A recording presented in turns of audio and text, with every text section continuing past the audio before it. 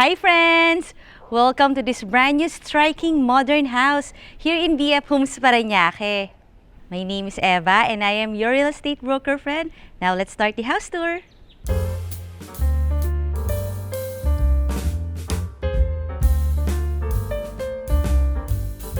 The lot area of this property is 307 square meters at ang floor area 350 square meters at ang orientation niya is facing east kaya morning sun ang iyong bahay.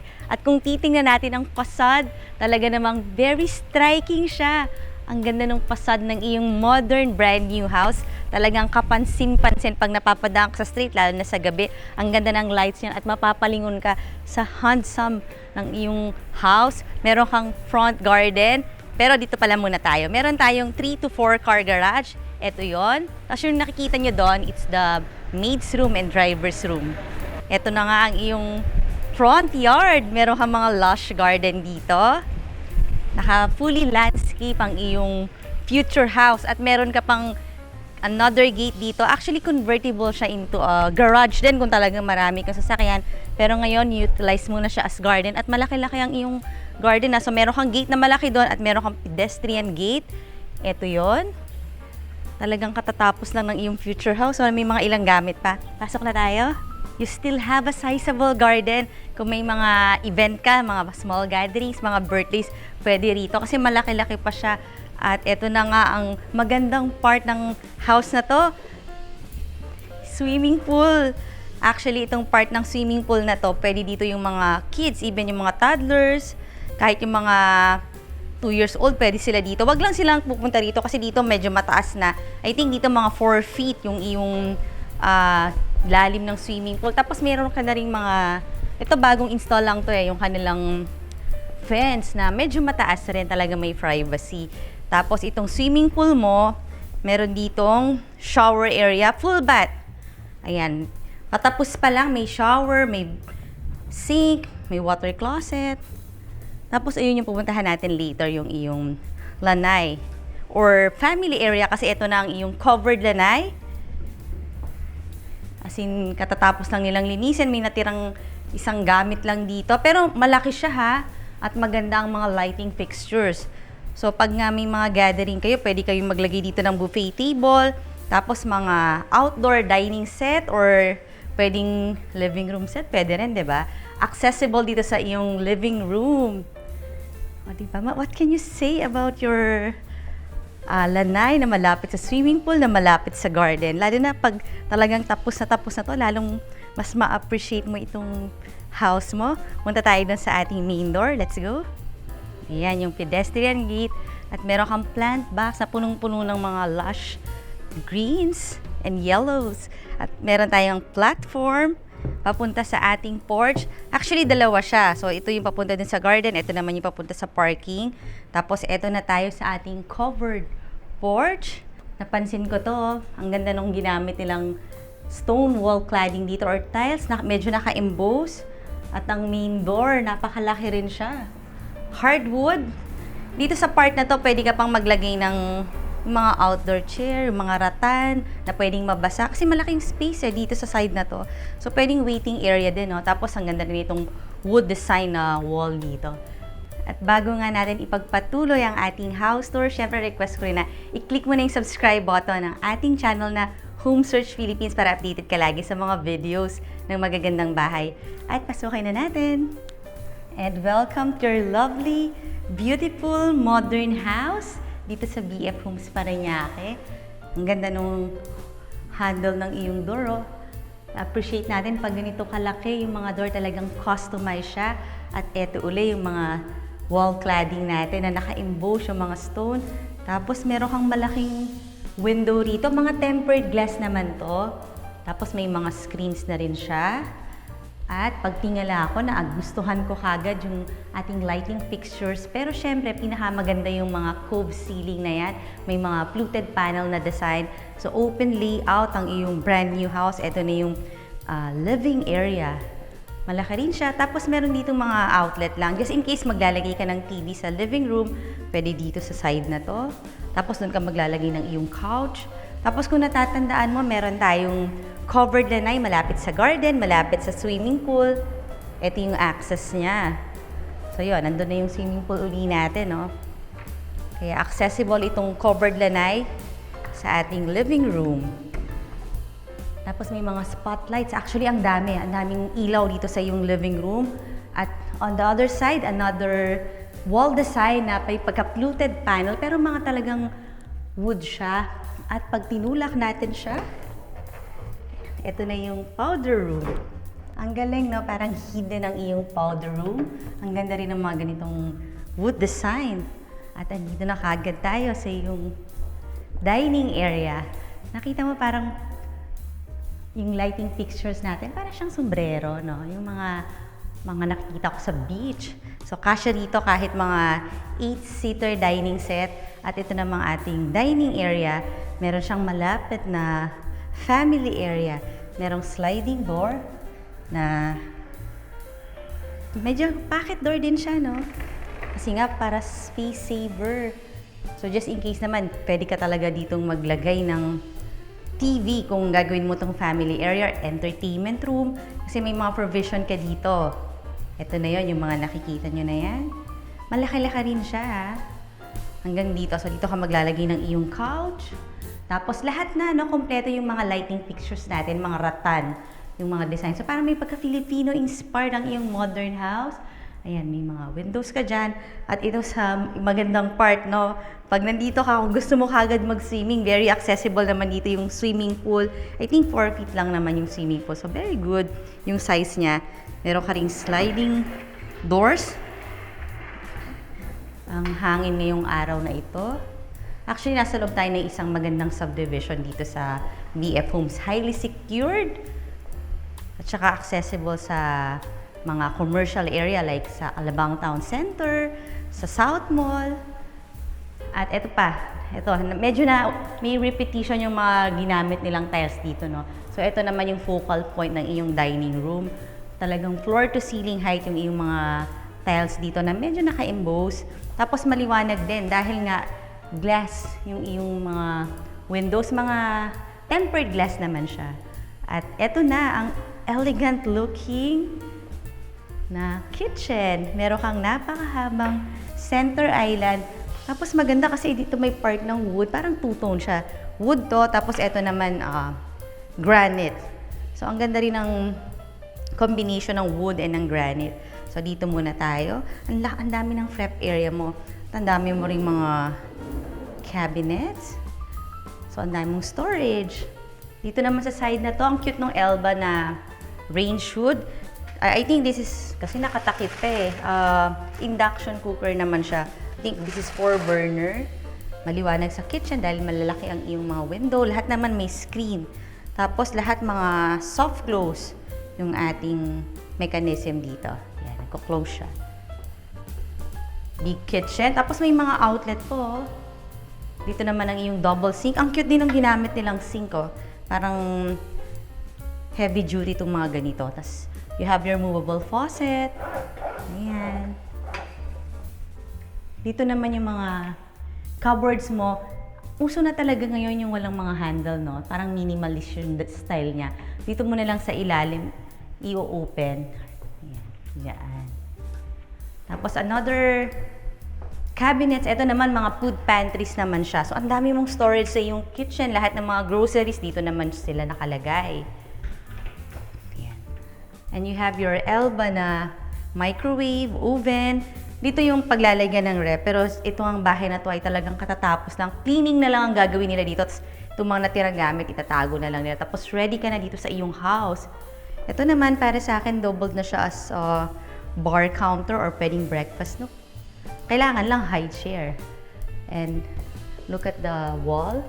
Actually, this is also a door dahil yun, no, meron door stopper. Papunta naman to sa yung helper's room and driver's lounge. Puntahan natin. At ito na nga yung ating daily kitchen na meron ng roofing, polycarbonate. So kahit maulan, pwede kang magtrabaho dito. Meron kang sink at highly secured, ha. Meron kang another gate papunta sa iyong backyard. Tapos nakikita ko meron ka rin ditong water tank So, you don't have to worry dahil hindi mawawalan ng tubig dito sa BF Homes. At meron tayong helper's room and driver's lounge. Ito, paakyat naman siya. Dito sa part na to yung pwedeng pag-stay ng driver, tapos doon yung helper, pwedeng dalawa. Currently, nandyan yung mga bantay ngayon. So, for their privacy, hindi na natin aakyatin. This is just a storage room. Ito naman yung kanilang bathroom. Tapos, papunta to sa parking. Ayan, ito yung ating 3 to 4 car garage. And, naku-close uli itong gate. So, highly secured itong area na to. Pero itong subdivision mo talaga, super strict dito. Kaya, safe ang buong family. Pasok na tayo. Kung meron tayong viewers dyan na may lot na gustong patayuan ng residential house or kahit commercial building, pwede nyo rin akong tawagan kasi may mga partner tayong reliable na architect, builders, contractor, o kaya naman meron kang property na gustong ipabenta, pwede natin yung i-feature dito sa ating channel. So, tawag ka lang. At ito na nga yung ating staircase papunta sa iyong second floor. Meron dong 4 bedrooms. At bago ko naman ipakita ang iyong second floor, request ko rin na i-visit mo yung ating website na www.homesearch.ph para makita mo yung pictures nito at marami ka pang makitang mga nice houses. Ang ganda ng handle, may ilaw pa dito sa ilalim. At nakita nyo naman kung gaano ka-emphatic yung mga lights na naka-embed dun sa iyong fluted panel. Napaka-modern ng dating at napaka-cozy para sa akin. At malapad ang kanilang staircase area. Kompleto na rin yung kanilang mga lighting fixtures dito sa iyong staircase. Ayan na, may 3 ratan dyan. At ang ganda rin itong nilagay nila mga wood beams dito. At ito na ang iyong second floor or double na rin as family area itong lugar na to na pwede mong paglagyan ng TV kasi may mga outlet ka dyan. Ayan, ready na. So we have 4 bedrooms here at uunahin natin yung bedroom number 1. Let's go here. And this is your elegant bedroom number 1. Na-appreciate itong side na to ng bedroom. Look ko yung mga nakalagay dito. Para siyang isang malaking slab ng wood tapos may mga lights siya sa taas. Ito naman cabinet. Modular cabinet. Ang ganda nung color combination niya na two-tone. Ito parang light brown. Ito naman parang chocolate brown. Mga cabinets naman dito. Ito naman pinaka-study area mo na siya. So, ito pwedeng vanity area. Tapos ito naman yung parang pwede kang maglagay ng office mo dito. Or ito na nga yun, lalagyan na lang ng iyong upuan. Tapos dito na yung iyong computer. So, I think napaka-useful nitong ganitong setup sa bedroom. At ito naman yung mga windows niya na may mga screens at mga awning type ha. So kahit maulan, kahit nakabukas siya, meron ka pa rin ventilation. Just in case hindi ka mag-on ng iyong AC, pwede ka maglagay dito ng bed, otherwise dito ka maglalagay. Pero pareho lang, meron silang mga ceiling treatment na wood na na-appreciate natin kasi para siyang ang lalaking wood eh. Tapos yun, cute yung kanilang rattan, lighting fixtures. I think dito naman ang iyong bed. Actually, malaki yung space. Pwede dito kahit mga king size bed. At may own bathroom. Pocket door din siya para makatipid naman sa space. At eto na nga ang elegant bathroom. Meron ka ditong shower area. Ganda ng bathroom niche. Mataas siya, almost wall to wall. Maaliwalas dahil ang laki rin ng windows dyan. May double shower ka. And your sink is here. Mirror na lang ang kulang. And you have your water closet na color brand. And let's see other bedrooms. May anteroom pa yung bedroom number 1. Yan naman yung master bedroom but we save it for last. Punta muna tayo dito sa second bedroom. I think bigger tong second bedroom natin. At meron siya uling magandang cabinets. Ayan yung mga modular cabinets mo na two-tone. Merong lighter color and darker color. Tapos ito yung vanity at ito naman yung work from home na setup mo dito. So upuan na lang ang kulang dito. Lahat naman ng mga cabinets nila are soft close. Ayan. So yung mga mechanism yan, mga magaganda. Same pa rin yung mga windows dito, mga may screen na, mga awning type. Tapos may mga outlet din for telephone, for cable, for TV. At since malaki itong mga bedrooms, talagang kung gusto mo talaga yung mga king size bed, queen size bed, okay lang yan. Kasi kasyang-kasya. Tapos pansinin natin ulit, same lang yung kanilang mga cube ceiling. Pero ito naman, iba yung kulay na ginamit. Parang mas darker yung wood. Pero it's just give warmth. The same lang din yung feel niya. At same pa rin, meron tayong mga own bathroom na may sliding doors. Mas maluwag itong bathroom na to. At ang liwanag din dahil sa kanyang window. Ang cute ng sconce dito. Color yung brand ng iyong mga basin, pati yung mga water closet. Tapos mahaba ang yung shower area. Ito mga tempered glass. Ito na, wall-to-wall na yung iyong bathroom niche. And you have your double shower. Let's see other bedrooms. Paglabas natin, parang nakita ko yung opening dito. Actually, mataas pa siya. Ito na yung pinaka-ceiling. Lalagyan pa to ng parang hagdan na napo-fold kasi magsiserve siya as the storage area. At ito naman yung third bedroom. Let's see. I notice lahat ng mga bedrooms may ganyang setup, no? Tapos, engineered wood flooring yung ginamit dito sa buong second floor. Lahat may lighting fixtures. Ganito yung mga windows niya, pare-pareho. Tapos dito sa side na to, pwede kang maglagay ng yung queen size bed or king size bed. Ito pareho naman yung kanyang color dun sa ating second bedroom. Parang dark shade. Tapos pocket door. I think same na lang din naman yung mga bathroom. Lahat naman sila mga elegant looking. Tsaka mga quality, lahat ng mga fixtures na ginamit. Yun nga, yung color brand. Punta tayo dun sa master bedroom. Sa mga viewers natin yan, subscribe ka ha. Kasi ang dami nating upcoming na magagandang videos ng houses na baka naman nandun na ang iyong dream house. At eto na yung ating master bedroom. Kung mapapansin nyo, parang floor to ceiling height yung mga doors. So ang illusion natin, ang laki talaga ng iyong house. So pasukin na natin. And this is your huge master bedroom. Pasok ko, nakita ko uli itong ganitong kagandang setup na may cabinet, merong work from home, parang media wall mo na rin siya. So, ito yung malaking version nung nasa ibang mga bedrooms. Tapos, ang ganda talaga nung ginamit naman dito na ceiling treatment na ma-appreciate nyo lalo pag nakita nyo to sa personal. So, tawagin nyo ako ha for house viewing. So, this is a nice setup. Tapos, itong master bedroom, meron siyang own balcony. Actually, tinatapos na yung balcony na yan. Tempered glass naman lahat ng mga ginamit. May mga ilaw din dito. At naka-ready na ang iyong headboard. Ito yan, oh. So, nakasukat naman to sa king size na bed. May mga outlet ka doon. Ayan, kung maglalagay ka ng mga sconce light, ready na rin dito. Tapos, sa likod ng iyong headboard, nandun naman ang cabinet. Puntahan natin. Sliding door sa mga cabinet mo dito. At malaki rin naman siya. Pwedeng ito yung his, ito yung hers. At ito na tayo din sa bathroom. So, elegant looking ng iyong master bathroom na may double sink, may malaking mirror, at maganda yung tiles na ginamit nila. Ito na yung shower area. Ganun pa rin, ang laki pa rin ng yung bathroom niche. Type ko talaga yung mga tiles na ginamit dito. Ito naman, rain shower, mga tempered glass. Nandito ang iyong water closet.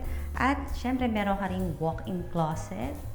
Ang generous ng master bedroom sa mga cabinets. So, meron ka dun sa labas, meron ka rin dito sa loob. Tapos, ito naman yung vanity. So, pwedeng dalawa yung vanity mo, yung nandun sa labas kanina. Tapos, ito naman yung isa pa. Tapos, may door dito. Para dalawa yung door, meron doon. Tapos, meron din dito. Labas na tayo. Home searchers, nagustuhan nyo ba itong bahay na to? If-yes, lagay mo na dyan sa comment section. At kung gusto mo itong makita, tawagan mo na ako ha. Ngayon naman, request ko na i-click mo na yung subscribe button here. Ito yung mga latest videos at ito naman yung mga similar videos. And I will see you on the next video.